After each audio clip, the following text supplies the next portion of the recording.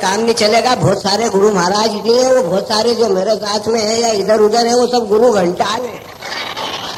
इसलिए यहाँ पर इस मंच पर हम जो बात करेंगे कविता की करेंगे, अपने तेवर की करेंगे। यहाँ पर कोई ऐसी बात नहीं करेंगे जो उस व्यवस्था से जुड़ी हुई हो। वो व्यवस्था एक अलग व्यवस्था है। और ये जो हमारे प्रेम प्यार इशराक और दुलार की महफिल है, विगत 26 वर्षों से हम इस तेवर को जीते चले आ रहे हैं। छावनी के इस मंच पर बैठ करके 26 साल की सतत साधना की है, जिसके प्रतिफलन स्वरूप इतने रसिक श्रोता यहाँ पर बैठ करके काव्य का आनंद लेते हैं। ये भाई जगमोहन वर्मा, हमारा राजू रावत, हमारा ये घनश्याम जोशी, ये देवेंद्र पाटनी, ऐसे ये नौजवान मिलकर के प्रकाश भाई के नेतृत्व में इस अभियान को चलाते हैं। छावनी के लोग बाग इन्हें अपना योगदान देते हैं, अपना संस्कार देते हैं। हम उन लोगों के प्रेम प्यार और स्नेह की डोर से बंध करके यहाँ पर आते हैं और श्रोताओं के इशारे पर नाचते हैं। ये हमारा कोई घटियापन नहीं है, ये हमारे दिल के तार से मिला करके झनकार पैदा करने का उपक्रम है। इसमें यदि किसी को कोई बुरा लगता है तो उसके लिए हमें नहीं, क्योंकि हम लाखों लोगों के चेहरे पर मुस्कुराहटों के यज्ञ करते हैं और उस यज्ञ के लिए करने की योग्यता किसी मंत्री के पास नहीं है। वो योग्यता अगर किसी के पास हो सकती है तो वो कवि के पास हो सकती है,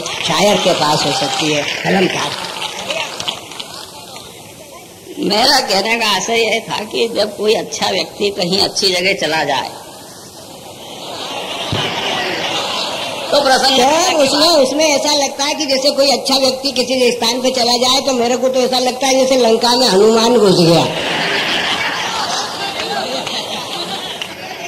तो बात ये हो जाती है, कवि जो राजनीति की बात नहीं करते। अब आप देखिए, हम साहित्य के लोग हैं, राजनीति की बात करते कविता में। क्यों करते हैं? क्योंकि कवि का संबंध साहित्य से होता है, साहित्य का संबंध समाज से होता है, समाज का संबंध देश से होता है, देश का संबंध नेता से होता है और नेता का संबंध राजनीति से होता है। नेता जब राजनीति में से केवल राज से संबंध रखता है, नीति से तोड़ लेता है, ऐसी परिस्थिति में कवि राजनीति से संबंध जोड़ लेता है।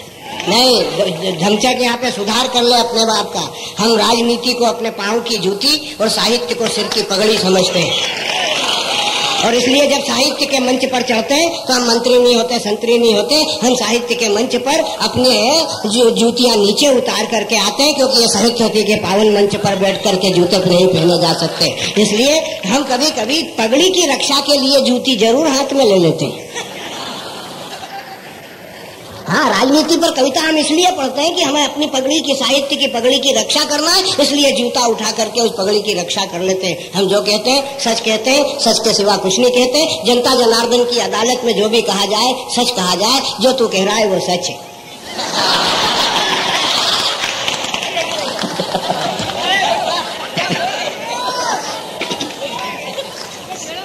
सत्तन जी जैसे गुरु जो हैं सभी के हैं, और हिंदुस्तान में इनसे अच्छा कोई श्रेष्ठ संचालक नहीं है।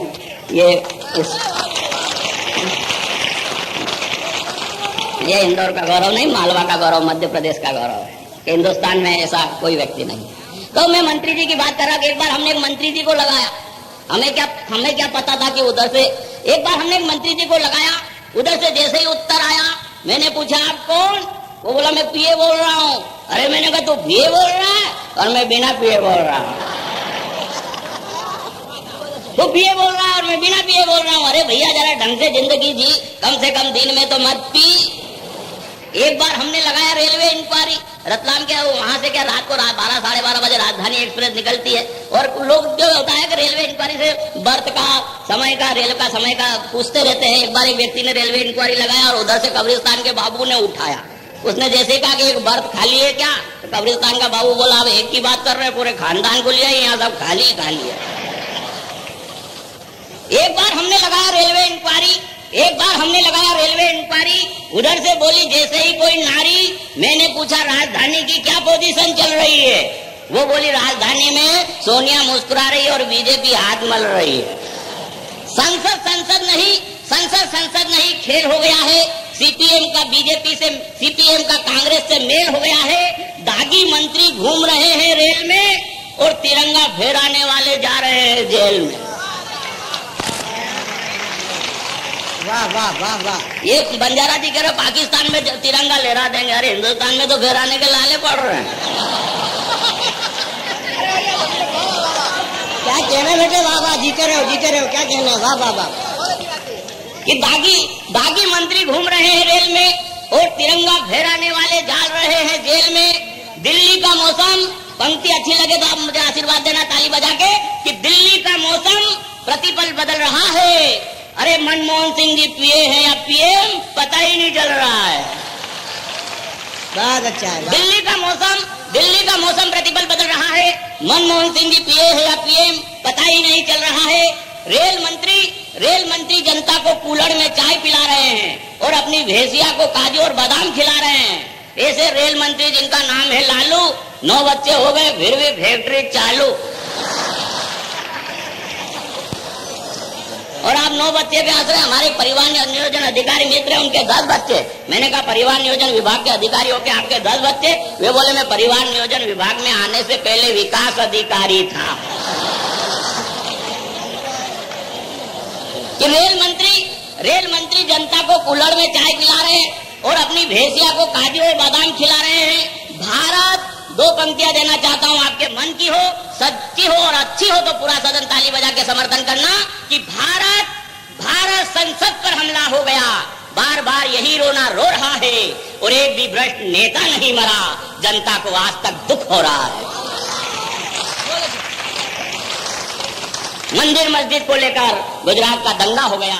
धर्म के नाम पर आदमी नंगा हो गया। देश की राजनीति आज आदमी से आदमी को तोड़ रही है। इससे तो ये टेलीफोन की लाइन अच्छी है जो आदमी से आदमी को जोड़ रही है, जो आदमी से आदमी को जोड़ रही है, जो आदमी से आदमी को। मेरा कोई गाने वाने का काम नहीं है। नहीं जाऊंगा, मेरे को तो बुलाएंगे, रात को यही खड़ा रहना है। कई प्रकार के घटना से ये भी बम्बई, हमारे ये बंजारा जी बम्बई गए थे, बम्बई में रहते, फिल्मों में काम करते। फिल्मों के काम करने वाले बड़े खतरनाक होते हैं, ऐसे खतरनाक होते हैं। अभी हमारा एक जी टीवी का एक एपिसोड था, उसमें 1 घंटे की शूटिंग हुई। गाने वो कविताएं हमसे सुन ली, ये सुन ली। उसके पश्चात हमसे बोले कि वो एक प्रोडक्ट, ये साबुन अच्छा है, साबुन अच्छा नहीं होता, तेल अच्छा होता है, तेल अच्छा नहीं होता, ये अच्छा होता है, ऐसी कविता बनाओ। अब मैंने कहा इसमें साबुन ने तेल ने, इसमें क्या कविता बनाओ? तो गोपी पेंटर उसकी हमारे उसका जज बने हुए थे। बोले यार तुम कविता नहीं लिख सकते आजीवन की, तो काहे के आजीवन के कवि? तो मैंने फिर उस समय एक तुरंत कविता लिखी, वो एक तुरंत कविता सुना। उसके पश्चात मैं आपको फिर पुनः कविता सुनाऊंगा कि ये देखिए प्रोडक्ट पे ये लोग कैसे कैसे फिल्म वाले कैसे कैसे आदमी से काम करवा लेते। जैसे अमिताभ बच्चन से उन्होंने नचवा लिया था साड़ी वाड़ी पहनवा के, इनके सारे काम ऐसे ही होते हैं। तो मैं उस पर एक व्यंग की अच्छी कविता बनी, मैं सुनाना चाहता हूँ कि आइए प्रोडक्ट देखिए। कोई भी व्यक्ति अपनी किसी का भी विज्ञापन करता है, उसकी विशेषता बताता है और विशेषता बता के वो दूसरा व्यक्ति उसकी बुराई बताता है, फिर वो अपनी अच्छी बताता है। ये सिचुएशन है, वो मैं सुनाता हूँ आपको कि हमने कि सर आइए हमारी दुग्ध डेयरी का मक्खन ले जाइए। ये मक्खन खाया जाता है और जितना खाया जाता है उससे अधिक लगाया जाता है। छोटा बड़े को लगाता है, बड़ा और बड़े को लगाता है, विक्रेता क्रेता को लगाता है और चमचा नेता को लगाता है। और चमचा नेता को लगाता है, समझदार व्यक्ति से अपने पास रखता है और जिससे मतलब होती है उससे उसी को लगाने में विश्वास रखता है। जिससे मतलब होता है उसी को लगाने में विश्वास रखता है। इसके कई फायदे हैं, खुद खाइए, औरों को भी समझाइए।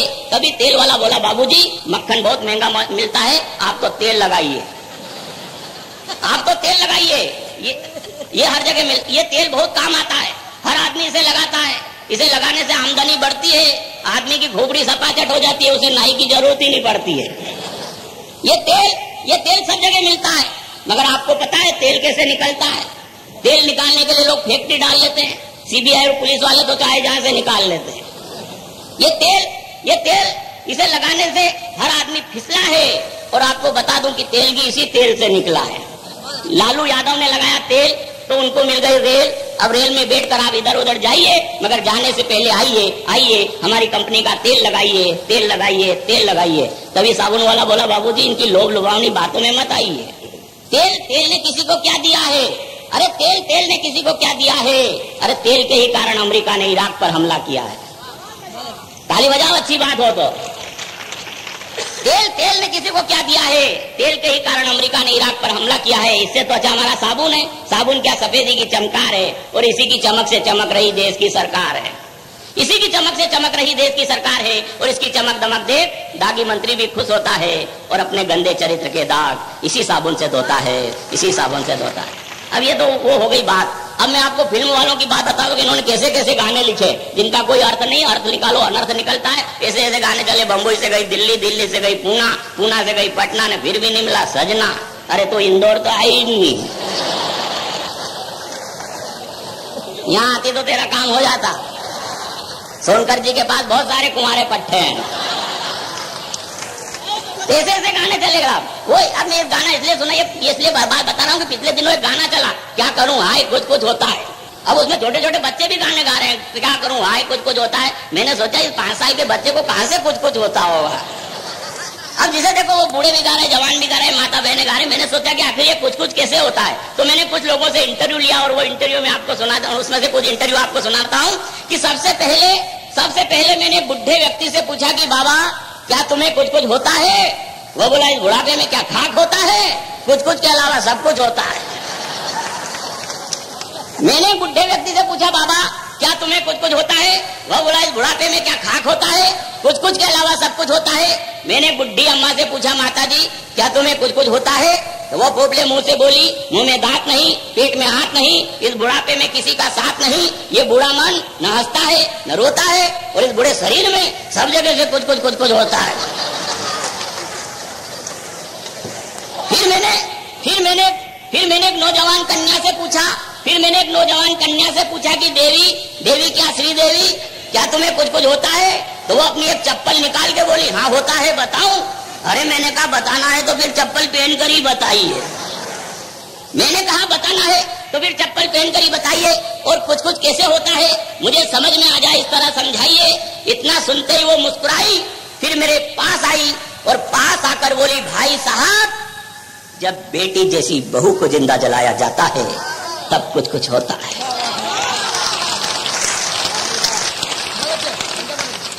वह बोली भाई साहब जब बेटी जैसी बहू को जिंदा जलाया जाता है तब कुछ कुछ होता है।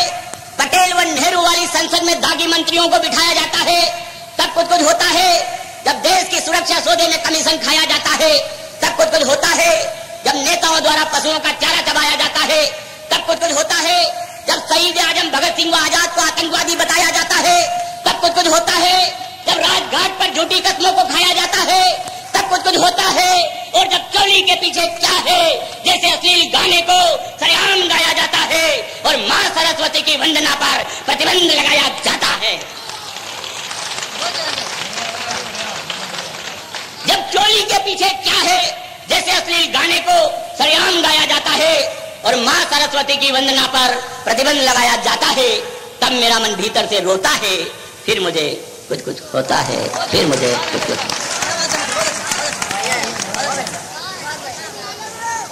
हाँ अब कुछ कुछ होता है।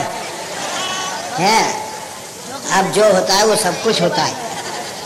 हम इस कवि सम्मेलन के उस मुकाम पर पहुंचे मित्रों जहां पर हमारे इस माहौल को आदरणीय डॉक्टर मंजू दीक्षित का स्वर मिलने का अवसर आ गया। ये जो लोग उठ रहे हैं इनसे मेरा निवेदन है कि मंजू जी को सुनकर के उठें। वैसे जिनके उठने का समय आता है उन्हें कोई नहीं रोक पाता। हाँ और कुछ लोग ऐसे हैं जो इस समय रोज ही उठ जाते हैं। हाँ भाई टहलने का समय हो जाता है, पूजा पाठ का समय हो जाता है, क्रियाकलाप जो है आसन वासन ये इस गति को प्राप्त हो गया इस समय उठ के। आदमी की कई गतियां होती हैं उनमें से एक निष्कृति भी है।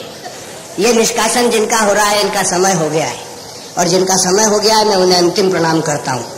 और मंजू जी को वातावरण मिलना चाहिए। वो आगरा से हमारे बीच में आई है। मैं आगरा गया तो मैंने देख करके अचंभे में आ गया कि एक आदमी ताजमहल के नीचे बैठ के जूते में रख के जलेबी खा रहा। मेरा को समझ में आ गया कि आगरा 4 बात के लिए प्रसिद्ध। एक तो वो पागल जो ताजमहल के वहां बैठा है, दूसरा वो ताजमहल, तीसरा वो जूता और चौथी वो मिठाई जिसे वो खा रहा। कि आगरा किस लिए प्रसिद्ध है। लेकिन आगरा आगरा है, प्रेम और प्यार की मोहब्बत का नगर है, मुमताज का नगर है, ताज का नगर है। वहां पे मुशर्रफ साहब को बुला करके अटल बिहारी वाजपेयी ने उनसे हाथ मिला करके शांति वार्ता स्थापना की, शिखर वार्ता।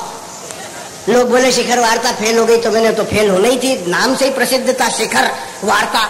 शिखर आपने देखे, शिखर मंदिर का शिखर, मस्जिद का वो मीनार सीधी रहती है कि यूं रहती है? सीधी रहती है ना। अब मंदिर की मीनार सीधी चली जा रही, मंदिर का शिखर सीधा चला जा रहा है, मस्जिद की मीनार सीधी चली जा रही, वो कहीं मिलते हैं? तो वो शिखर वार्ता थी, सीधे चले गए। मिलने का काम ही नहीं, वो तो फेल होना ही थी, फेल हो गई। लेकिन वो फेल हुई आगरा में। वहाँ डॉक्टर मंजू दीक्षित रहती हैं जो साहित्य की चिकित्सा करती हैं। ये बात और है कि उनके घर पे तख्ती लगी हुई है, डॉक्टर मंजू दीक्षित, तो अड़ोसी पड़ोसी आ जाते हैं कि छोरे को बुखार आ गया, दवा दे दे। और ये भी दे देती है दवा की, एक आध सेरोडीन उठा करके दे दी, नावलजीन उठा के दे दी कि ले ये गोली ले ले दे और सुला दे, सवेरे उठ जाए तो ये दूसरी दे देना।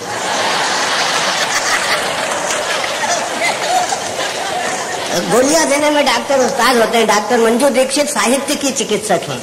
हिंदुस्तान के काव्य मंचों पर पिछले 3 दशकों से उनकी उपस्थिति दर्ज है। उन्होंने इतना लिखा है जो हिंदुस्तान के साहित्य प्रेमी सुधी श्रोताओं तक विविध रंगों के साथ पहुंचाए। मैं उनका आवाहन करता हूँ माता अहिल्या की इस नगरी में। उन्होंने इस कवि सम्मेलन को माता की स्तवन से, वंदना से शुरू किया था। उनके गीतों का अपना आलम है, उनके गजलों का अपना तेवर है, और उन्हें अगर कोई बुला सकता है तो वो आप हैं। आपकी तालियां हैं जो उनके लिए पुष्पहार बनकर के, फूलों की सौगात बनकर के उनका आह्वान करेंगे। आइए डॉक्टर मंजू जी।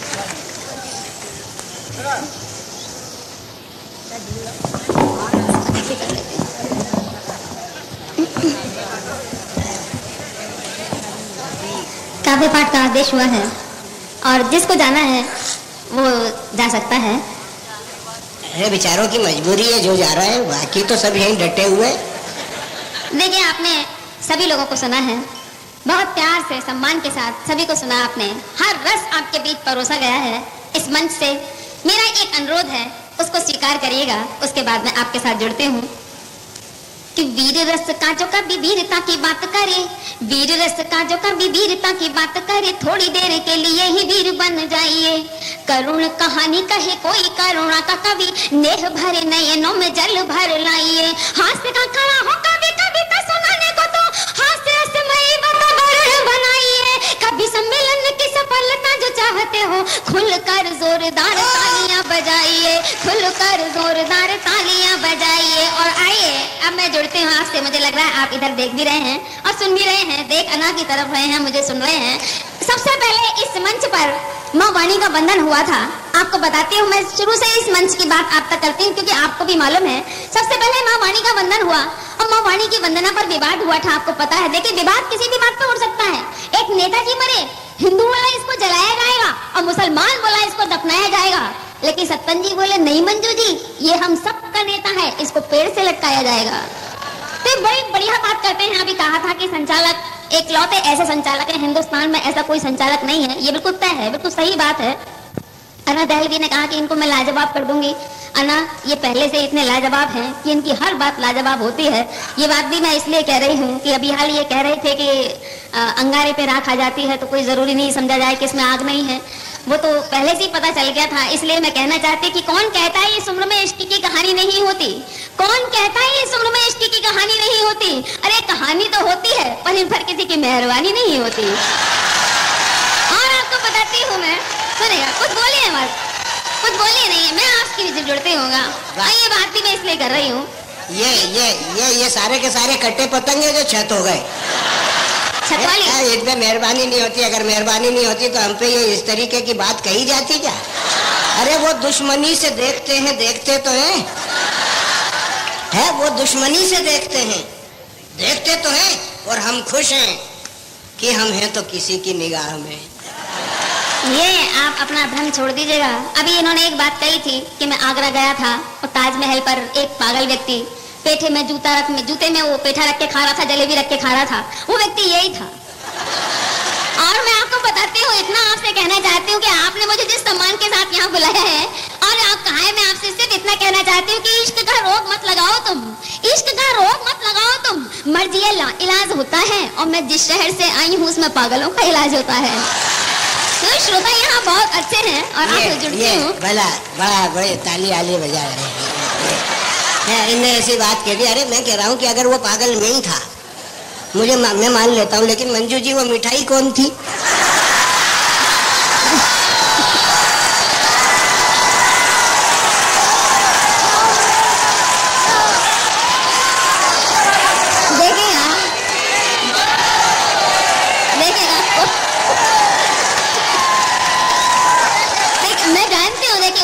बताती हूँ मैं। देखिए यहाँ मंच पर और अब आप महिला की आदत होती है भैया, ज्यादा बोलती है। अपन तो मुंह लगते ही नहीं, पाँव ही लगते हैं, क्योंकि अपन तो उस देश में रहते हैं जो देश ही माता मानता है। अपने भारतवर्ष में हम तो जमीन को ही माता मानते हैं। और कल से तो मातृ पर्व शुरू ही हो रहे हैं। आज कल से क्या, आज से ही है। अब मैं इनसे कहना चाहता हूँ कि इन्होंने कहा कि वो पागलों का इलाज होता है। अरे तुम्हारी बात की हर बात में बातों के लच्छे हैं।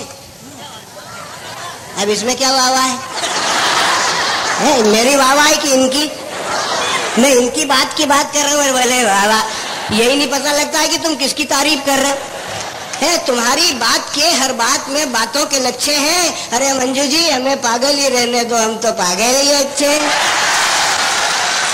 मैंने कहा था कि ये पहले से लाजवाब है, बात की बात इनके पास हर बात मिलती है। इसलिए आप इधर मत देखिएगा, सिर्फ इधर ही देखते जाइएगा। और मैं जानती हूँ कि यहाँ इस मंच पर महिला शक्ति हम सिर्फ 2 हैं, पुरुष बाहुल्य ज्यादा है और महिला बाहुल्य कम है। इसलिए आप देखिए महिला यहाँ भी बहुत कम बैठी है। मैं महिलाओं की ओर से सिर्फ इनसे इतना कहना चाहती हूँ कि महिला को देख के आपको ऐसा बड़ा अजीब अजीब सा हो रहा है, तो मुझे तो ऐसा लग रहा है कि बहकी बहकी सी बात करते हो। क्या तबीयत खराब लगती है? और मुझको हैरत से देखने वाले तेरी नीयत खराब लगती है।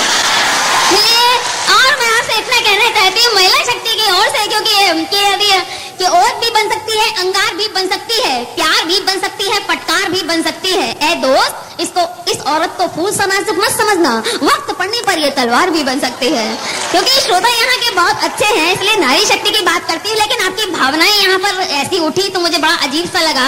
आज के जमाने में कोई किसी का नहीं है, मैं इनको बस गुरु मानती हूँ, लेकिन आज के जमाने में कोई नहीं है, ना शिष्य गुरु का, ना गुरु शिष्य का, ना पिता ना माता के भाई। आप जानते हैं अच्छी तरीके से, ये बात भी मैं इसलिए कह रही हूँ, भावनाएं जाने कहाँ से कहाँ पहुंच चुकी हैं।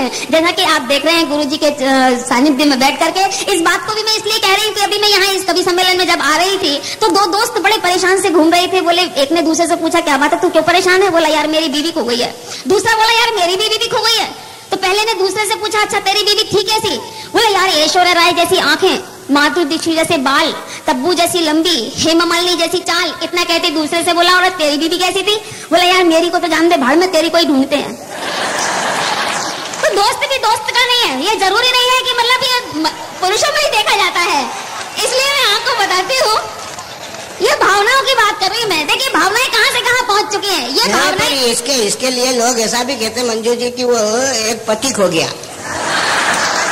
तो उसकी पड़ोसन ने पूछा वो कि बोले क्यों तेरा पति कैसा था? दोनों मिलकर के गई थाने में रिपोर्ट लिखाने।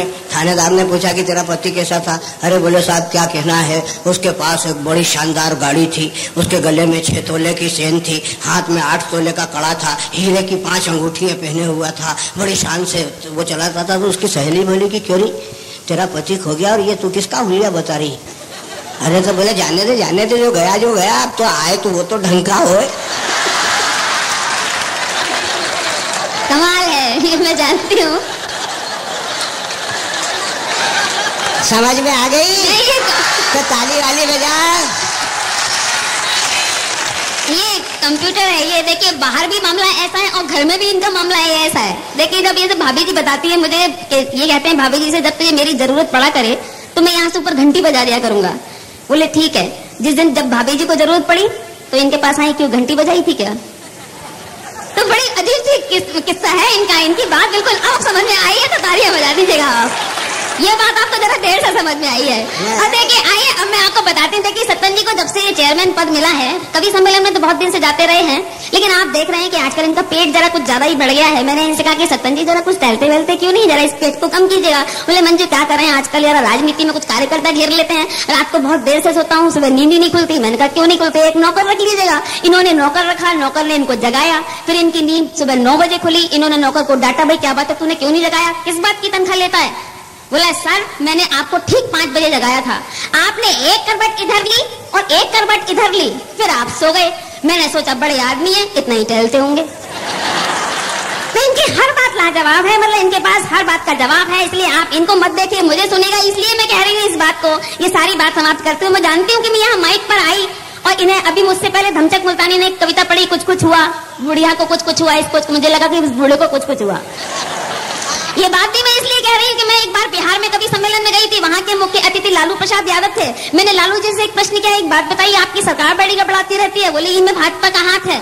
मैंने कहा आपके यहाँ की सड़कें बहुत खराब है। बोले ई में भी भाजपा का हाथ है। मैंने कहा आपके 9 बच्चे हैं। बोले ई में भी। तो कर्म किसी के खराब होते हैं और दोषारोपण किसी पर लगा दिया जाता है। इसलिए आप 2 मिनट के लिए सत्तन जी को देखिए, हालांकि देखने लायक नहीं है, लेकिन फिर भी 2 मिनट के लिए देख लीजिएगा और मुझे सुनते जाइएगा। इन्हें कुछ हुआ से मेरा कोई दोष नहीं है, इसलिए आप लोग पूरी तन्मयता के साथ सुने। उसके बाद कविता सुनाऊंगी, सुनेगा। ओ भटके बैरागी, ओ भटके बैरागी, तुझको कब आएगा होश, और तुझको कब आएगा होश। चेहरा हो पति शक्ल तो इसमें दर्पण का क्या दोष। ओ भटके बैरागी, ओ भटके बैरागी। और आगे की तरफ सुनेगा कि जीवन का एक चक्र है प्यारे, जीवन का एक चक्र है प्यारे, पतझड़ और बहारे, कभी तपन से हारी भी तो है नदिया की धारे। ऐ जोशीले भंवरे तुझको, ऐ जोशीले भंवरे तुझको कब आएगा होश, और तुझको कब आएगा होश। नहीं खिला कोई फूल तो इसमें मधुबन का क्या दोष। ओ भटके बैरागी, ओ भटके बैरागी। और इस उम्र में जो ऐसी बात की है उसकी बात करती हूँ कि बन के बहता पानी मिल जा यौवन के सागर से। शुरू तो कर एक प्रेम यात्रा तू मन के अंदर से। ऐ दीवाने प्रेमी तुझको, ऐ दीवाने प्रेमी तुझको कब आएगा होश, और तुझको कब आएगा होश। बाहों में नहीं जोश तो फिर आलिंगन का क्या दोष। ओ भटके बैरागी, ओ भटके बैरागी। और एक रात में जो इनको शरारत सूझी है, सुबह पूजा पाठ करने का समय है, कि रात के सन्नाटे में खन खन खन के मेरे कंगन, हर करवट पर झंझन बाजे बाजे मेरी झांझन। ओ संगीत के रसिया तुझको, ओ संगीत के रसिया तुझको कब आएगा होश, और तुझको कब आएगा होश। तेरी नींद उड़ी तो मेरे कंगन का क्या दोष। ओ भटके बैरागी, ओ भटके बैरा। मैं जानती हूँ कि बड़े बड़े ऋषि मुनियों की तपस्याएं भंग हो जाती हैं, जिसमें कि ये तो एक वो ही है। प्यासी प्यासी प्यासी धरती तेरे मन की, मेरा यौवन शीतल शीतल बदली एक सावन की। ओ भोले सन्यासी तुझको, ओ भोले सन्यासी तुझको कब आएगा होश, और तुझको कब आएगा होश। भंग हुआ सन्यास तो मेरे यौवन का क्या दोष। ओ भटके बैरागी, ओ भटके बैरागी।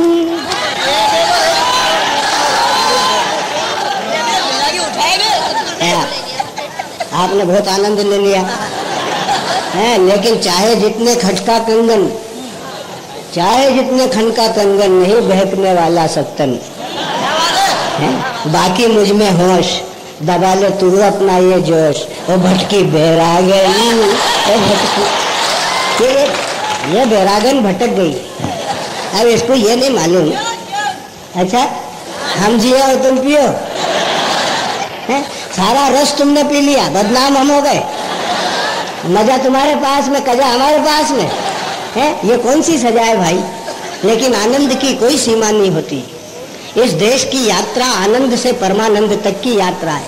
हम एक दूसरे को टारगेट बना करके अपनी बात कहते हैं। तुम्हारे कहते तुमको लगता है कि टाका बढ़ गया,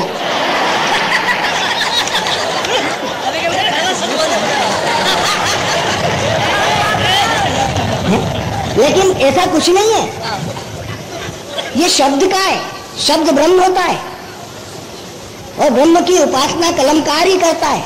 हम आनंद के लिए चाहे जैसी वार्तालाप कर लें, लेकिन उस वार्तालाप के पीछे एक आनंद होता है। क्योंकि कवि सम्मेलन की हिंदी का मंच हम आपके बीच में बैठ करके जीते हैं, मद्रास में भी बैठ करके जीते हैं। हम इसी कवि सम्मेलन को बेंगलुरु भी ले जाते हैं, हम इसी कवि सम्मेलन को असम में भी ले जाते हैं, हम नेपाल में जाकर के भी पढ़ते हैं, हम अमेरिका में जाकर के भी पढ़ते हैं। हमें कविता पढ़ना है, हमें हिंदी के प्रचार प्रसार को फैलाना है। और ये हिंदी का काव्य मंच अपनी इन विविध कलाओं के माध्यम से, अपनी इन विविध योजनाओं के माध्यम से हिंदी के विकास की यात्रा को स्थापित कर रहा है। और इसमें किसी को अगर छिद्रान्वेषण दिखाई देता है तो दिखाई दे, है उसने कविता पढ़ी ना, पर्वतो उत्पादित हरित तृण सदस्य दुग्ध युक्त कुत्ते। वो महाराज आया हुआ आदमी चाय की दुकान पर गया, उसके हाथ में 2 रुपए थे, उसने अपनी भाषा नहीं जानता था, वो हिंदी का उपासक था, 2 रुपए हाथ पे रखे और वो चाय वाले के पास गया, काउंटर पे बैठा सेठ और बोले कि उसने कहा क्या है, उसकी हथेली पे 2 रुपए का सिक्का रखा हुआ।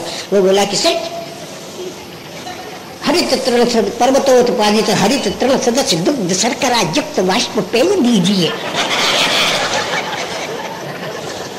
वो दुकानदार ने गले का वो स्कार्फ खींचा, उसमें से एक अठन्नी निकाली और उसके हाथ पर रख दी, बोले महाराज इतनी श्रद्धा है। तो बात ऐसी बात है, आपका मन नहीं भरा, मैं जानता हूँ, ये मेरे को कविता थोड़ी पढ़ने देगी, क्योंकि ये बच्चे तो मैं भी तो बचाऊं। और आज नवरात्र के पर्व का शुभारंभ हो रहा है, मंजू जी को हमें सुनना है और मैं चाहता हूँ, मैं भी स्वयं चाहता हूँ कि बड़ी मशक्कत के बाद, एक बार के कैंसिलेशन के बाद मुकर्रर हुआ कवि सम्मेलन और रात्रि के इस प्रहर तक अपनी संपूर्ण प्रतिभा को छटा बिखराता हुआ ये हिंदी का काव्य मंच छावनी के इस चौराहे पर अपनी महत्ता के क्षणों को जी रहा है। आप सब यहाँ पर बैठ करके आनंद की सरिता में अवगाहन कर रहे हैं। मैं आपका स्तुति करता हूँ, नर्मदा और क्षिप्रा के पवित्र जल से आपका अभिषेक करते हुए एक बार पुनः इस जमुना की बेटी को जो आगरे से लाई है आपके बीच में दावत देता हूँ। यहाँ से लगा करके वहां तक जोरदार तालियों की गड़गड़ाहट हो आ रही है। डॉक्टर आइए देखिए, सचमुच मैं आपको एक हकीकत बताना चाहती हूँ। अभी तक मैंने कविता नहीं पढ़ी है, लेकिन जब इतना बढ़िया माहौल और इंदौर के इतने बढ़िया श्रोता जब मिल जाते हैं तो बढ़िया कविता सुनाने का कुछ मन करता है। और इस पवित्र मंच से, आप जैसे पवित्र माहौल में मैं एक बात कहना चाहती हूँ, हमारे यहाँ इतनी बढ़िया तरीके से कविता नहीं सुनी जाती है, इसलिए सारे कवि मित्रों की ओर से आप लोगों से एक पंक्ति समर्पित करती हूँ कि एक हमारा नगर है आगरा, एक हमारा नगर है आगरा जहाँ लोग पत्थर दिल होते हैं, और एक आपका नगर है इंदौर जहाँ पत्थरों के भी दिल होते हैं।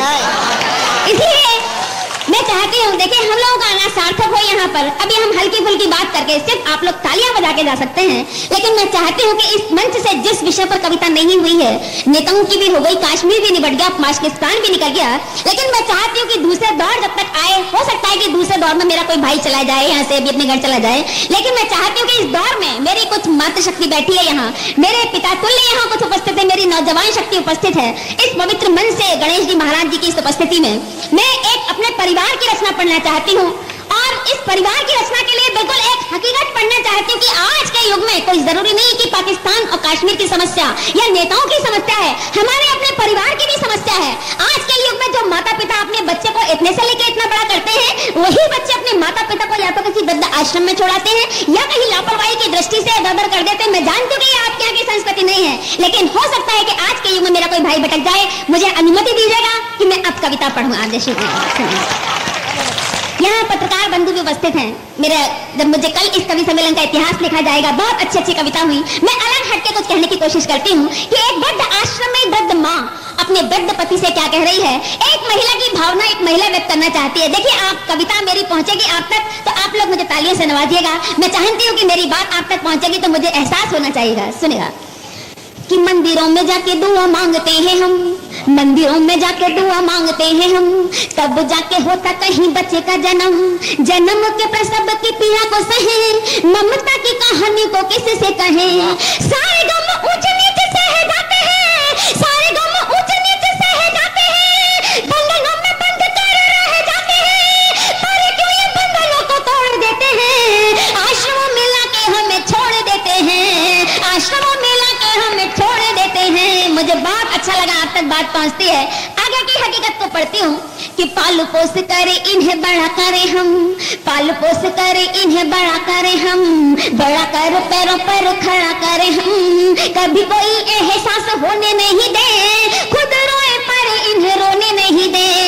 इनके लिए तो करे जान कुर्बान, इनके लिए तो करे जान कुर्बान, अपनी अनबन शान कुर्बान, खुशियों को जिंदगी से जोड़ देते हैं, फिर क्यों आश्रमों में छोड़ देते हैं, फिर क्यों आश्रमों में छोड़ देते हैं। आगे की हकीकत पहुंचाती हूँ कि छोटे होते हैं तो मीठा बोलते हैं ये, छोटे होते हैं तो मीठा बोलते हैं ये, मम्मी कहे के जुबान खोलते हैं ये, धीरे धीरे जैसे जैसे होते हैं जवान, चेहरे से जाने लगती है मुस्कान, क्रूरता के भाव मुख आने लगते, क्रूरता के भाव मुख आने लगते, अपना ये असर दिखाने लगते, रथ को कुपथ पर मोड़ देते हैं, आश्रमों में लाके हमें छोड़ देते हैं, आश्रमों में लाके हमें छोड़ देते हैं। और जब शादी हो जाती है उसके बाद की हकीकत से भी आप लोग अछूते नहीं है। मैं पढ़ती हूँ आपके बीच कि जिस दिन देख ले शादी की भव्यता,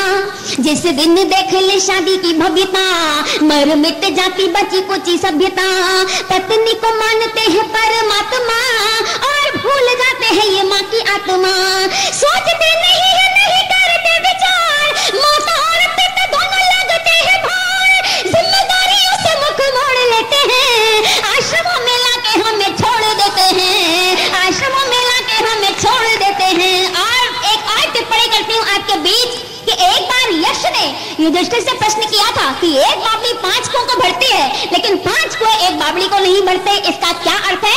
तब युधिष्ठिर ने कहा था कि एक माँ 5 बच्चों को पालती है लेकिन 5 बच्चे मिलकर एक माँ को नहीं पाल पाते हैं। मैं वहीं से इस बंद को शुरू करती हूँ, आप सभी का आशीष चाहते सुनेगा कि खांसते और थूकते भी डरते हैं हम, खांसते और थूकते भी डरते हैं हम, कहते हैं घर गंदा करते हैं हम, सांस में हमारी अब आती दुर्गंध, इसीलिए किया है हमारा ये प्रबंध, हम असहाय किस काम के रहे, माता और पिता बस नाम के रहे, बुढ़ापे की बैसाखी को तोड़ देते हैं, आश्रमों में लाके हमें छोड़ देते हैं, आश्रमों में लाके हमें छोड़ देते हैं। अब तक तो मैं आपके बीच एक वृद्ध माँ की भावनाओं को समर्पित कर रही थी, लेकिन अंत में मैं कुछ कहने की कोशिश करती हूँ और आप सभी का पीछे से आगे तक सबका आशीर्वाद चाहती हूँ। मैं जानती हूँ कि यहाँ की संस्कृति नहीं ले, लेकिन हो सकता है कि मेरा भाई कहीं भटक जाए, इसलिए मेरी बात आप तक पहुँच जाए। मैं कुछ कहने की कोशिश करती हूँ अंतिम बंद पर, और आप सभी का आशीष चाहती हूँ इस पवित्र मंच से आप पवित्र श्रोताओं के बीच में कि सोचो जब उम्र के भी तान तनेंगे, सोचो जब उम्र के भी तान तनेंगे, उम्र और देह में जो युद्ध ठनेंगे, नश्वर शरीर युद्ध हार जाएगा, तुमको भी कोई विसार जाएगा, यानी आप कर्मों के संताप बनोगे, यानी आप कर्मों के संताप बनोगे, आप भी तो कभी माँ बाप बनोगे, काल चक्के सबको निचोड़ देते हैं, आश्रमों में लाके उन्हें छोड़ देते हैं, आश्रमों में लाके उन्हें छोड़ देते हैं।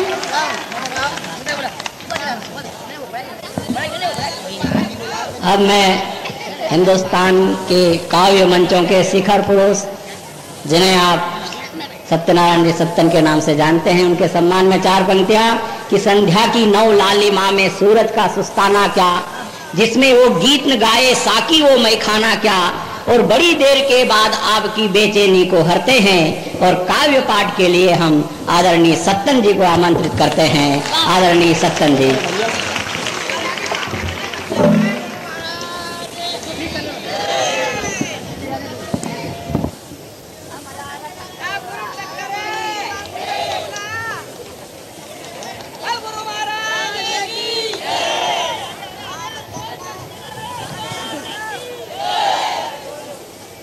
ये आपकी जयकार में कुछ लोग निकल लिए, ये और कुछ लोग आ भी गए जो इधर उधर खड़े थे। इधर भी बहुत सारे लोग खड़े हैं, इधर बॉर्डर सिक्योरिटी फोर्स लगा हुआ है, उस तरफ भी बहुत सारे लोग हैं। बहुत सारे लोग यहाँ पर कवि सम्मेलन के प्रारंभ में थे, अब नहीं है, कोई जरूरी नहीं है। हाँ, मैं नहीं कहूँगा कि गुजर गए, मैं ये कहूँगा कि हमारी माता बहनें सूपड़ा फटकती हैं, तो सूपड़ा फटकने में सूपड़े की अगली पंक्ति पे आकर के जो झटक फटक दिया जाता है वो क्या होता है, लेकिन जो सूपड़े की पिछली पंक्ति पर बचता है वो सार होता है, वो तत्व होता है, वो मूल होता है। तो जो इस कवि सम्मेलन रूपी सूपड़े की आखिरी पंक्ति पर रखा हुआ है वो सार तत्व मेरे पास ही आया है, बाकी सबको ये चाट गए। मुझे ऐसा लगता है कि यहाँ पर उतने सारे आदमियों को उठाने के लिए इतनी कविताएं लगी, तो इतने सारों को उठाने के लिए कितनी लगेंगी ये सोच रहा हूँ मैं। हाँ, आप क्या कुछ कहना चाहती हैं? नहीं, मैं तो कुछ नहीं कहना चाहती। आप इस नगर के गौरव हैं, इस नगर के क्या देश के गौरव हैं आप।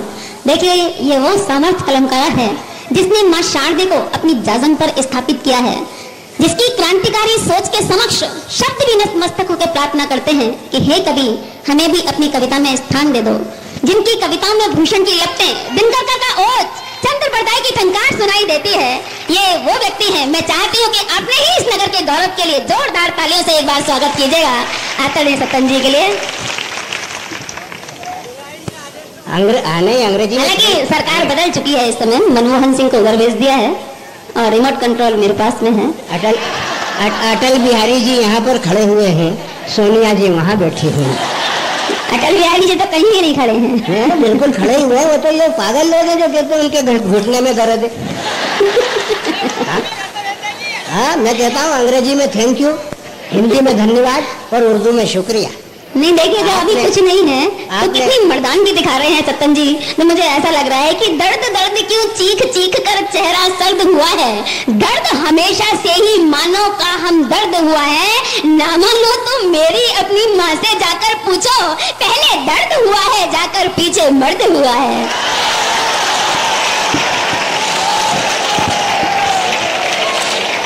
अरे तुम कैसे मर्द हो यार? ये इतना सही नहीं समझ पा रहा, तुम्हारी बुद्धि पे कोई वो पूर्ण विराम लगा हुआ है। अरे मर्द नहीं होता तो दर्द होता क्या?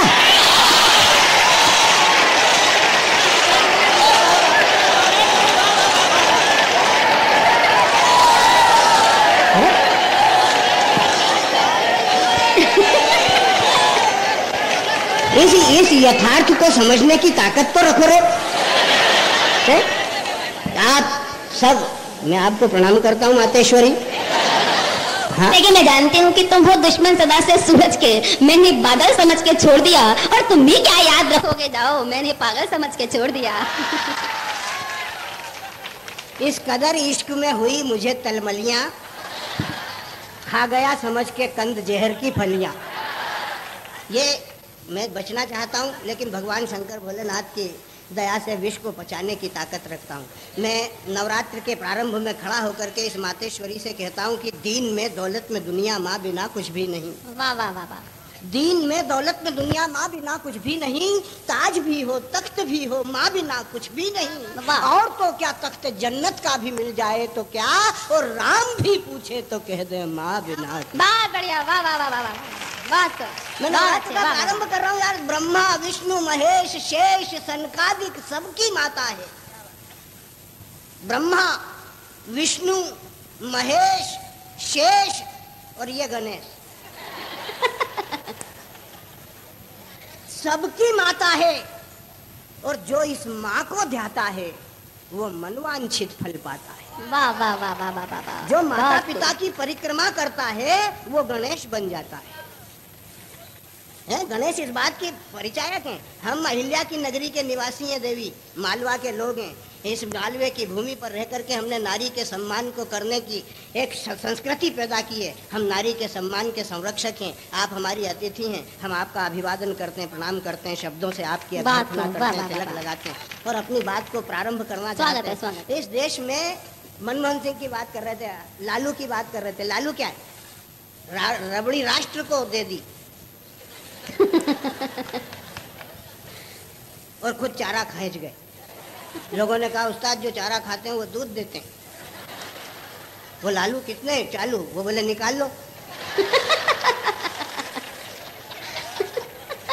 अब किसकी माँ ने दूध पिलाया जो उनसे दूध निकाले? अटल बिहारी वाजपेयी ने कहा सीबीआई तू निकाल। अब वो सीबीआई निकाल रही है, निकल ही नहीं रही है, वो तो चढ़ा गया है। अब वो सीबीआई जोर लगाती है तो पोटा कर देता है और पोटा कानून हो गया।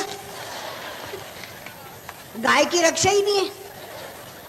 हम कैसी कैसी गली गलियारों से गुजर रहे हैं। ये अटल बिहारी वाजपेयी सरी के व्यक्तित्व के बारे में कहते हैं कि उन्हें घुटने का काम नहीं पड़ा।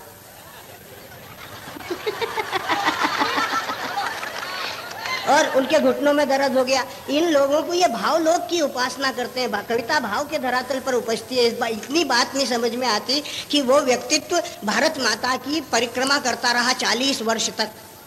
उसने भारत माता की परिक्रमा की, 40 साल निरंतर परिक्रमा की। भारत माता के दुख को देखा, दर्द को देखा, पीड़ा को देखा, घुटन को देखा, संतरास को देखा, और ये सब दुख देख करके वो आदमी अपने मन ही मन में, दिल में घुटता रहा। वो जो दिल की घुटन थी वो घुटते घुटते घुटते घुटते घुटने में घुस गई।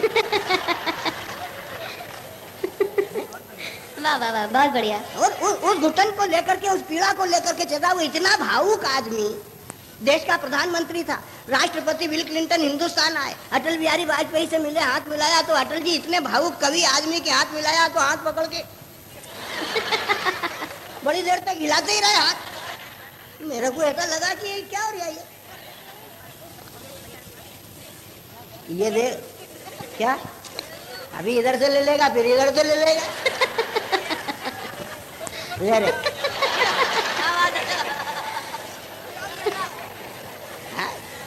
अटल जी उनके व्यक्तित्व की बात है। मैं 6ठी क्लास में पढ़ता था यार, तो मास्टर साहब आए और बोले गणित के पीरियड में, बोले माइनस माइनस प्लस होते हैं। मैं पागल हो गया, माइनस माइनस कैसे प्लस होते हैं? वो तो हिंदी में पढ़ा कि ऋण ऋण धन होते हैं। तो समझ में आ गया। ये इतनी सारी माता बहनें बैठी हैं यहाँ पे, इनसे पूछता हूँ, ये बुजुर्ग लोग बैठे हैं, इनसे पूछता हूँ, कोई लड़की अपने पिताजी से घूंघट नहीं निकालती? निकालती है। कोई पत्नी अपने पति से नहीं निकालती ना है? लेकिन पिता और पति साथ में आ जाए तो निकालती है ना। अब हुए कि नहीं माइनस माइनस प्लस?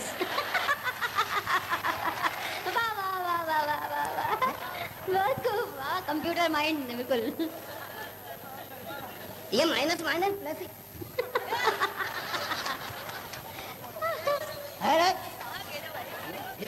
मेरा ध्यान बढ़ जाता है यार, मैं बोलना क्या चाहता हूँ, बोल क्या जाता है, तू आंख मार देता है।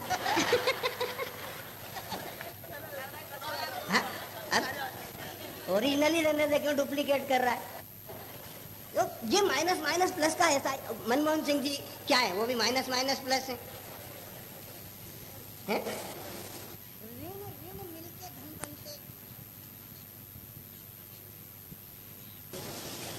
काम निपटा के आए वो।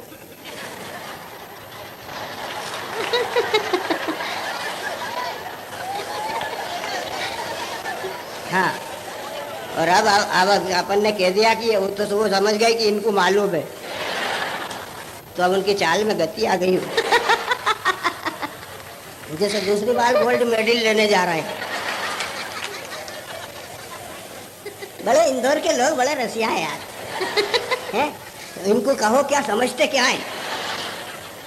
हाँ, यहाँ पे सबसे इंदौर के एक सेठ जी मुनि महाराज के पास चले गए। महाराज जी ने कहा, अरे आओ सेठ, बड़े दिनों में आए। बोले संसार में लगे हुए थे, धंधा गोरख धंधा चल रहा है, ये है वो है, हैं? उन्होंने कहा बाल बच्चे? बोले सब मजे में है, आपकी दया से धंधा खूब अच्छा चल रहा है, धन है, संपत्ति है, वैभव है, बस एक ही बात की कसर है, आप ही उसको सुलझा सकते हो। तो बोले क्या? बोले 20 साल ब्याह को हो गए, पत्नी बस में ही नहीं आती।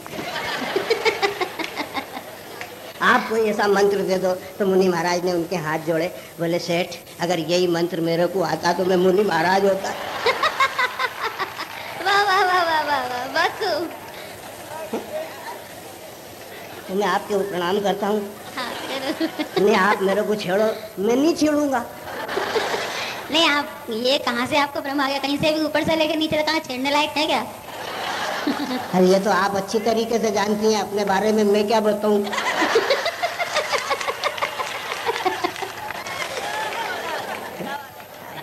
और आपका दिल ज्यादा ही हो रहा है तो छेड़ो, पर आप छेड़ो और मैं छेड़ूंगा तभी तो छेड़ेगा। शब्द शब्द से नहीं हारता यार, आनंद की बात है। हम चाहे जिस तरीके से वार्तालाप कर लें, लेकिन कविता कविता है। मैं इतनी सारी बातें आपके बीच में कर रहा हूँ किस लिए? वो ओलंपिक में गए एक भैया जी, तो जो लंबी कूद में कूदे तो उनके हड्डी टूट गई। अब उनके नाप की हड्डी नहीं मिली तो डॉक्टर ने कुत्ते की लगा दी। अब वो अपने गांव में आए तो जहाँ बिजली का खंभा दिखे वहीं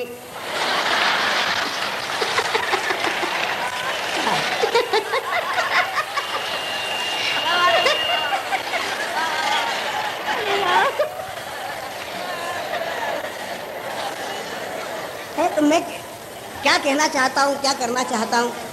बहुत अच्छा, तभी मैं देख रही थी एक बार ये जब कभी जमाने से लौट रहे थे तो बिजली खंभे के पास ही क्यों खड़े थे। कभी कभी तकलीफ हो जाती है कि जो खंभे के पास बैठा हुआ है उसको ही तकलीफ हो जाए, तो मैं खंभे और बिजली तक नहीं जा रहा हूँ। अपनी बात कहना चाहता। अटल जी ने हाथ मिलाया, राष्ट्रपति बिल क्लिंटन से अटल बिहारी वाजपेयी ने हाथ मिलाया। राष्ट्रपति बिल क्लिंटन से प्रधानमंत्री अटल बिहारी वाजपेयी ने हाथ मिलाया। हाथ मिला के जोर जोर से हिलाया, पर हमारे हैंडपंप में पानी ही नहीं आया। वाह वाह वाह वाह वाह वाह।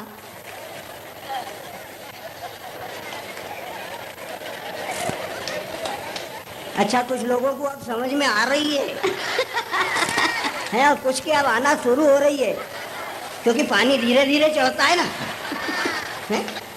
अपन 3 साल से सूखा भुगत रहे यार। अटल जी चले भी गए बेचारे।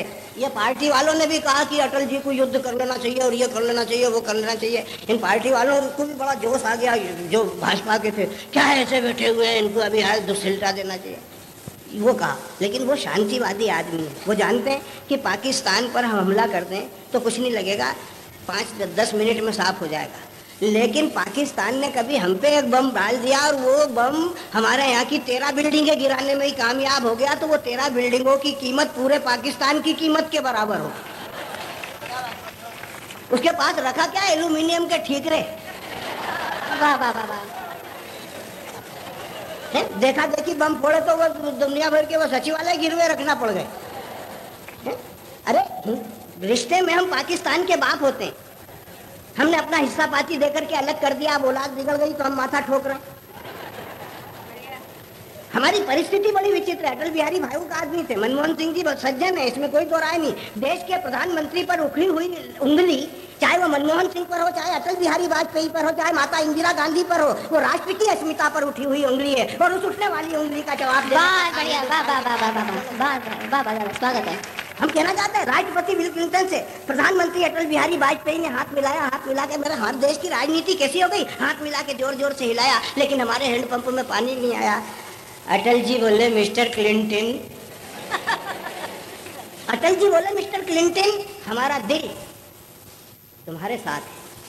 पास ही खड़ी हुई श्रीमती सोनिया गांधी ने कहा, क्लिंटन सावधान, इसमें आरएसएस का हाथ है।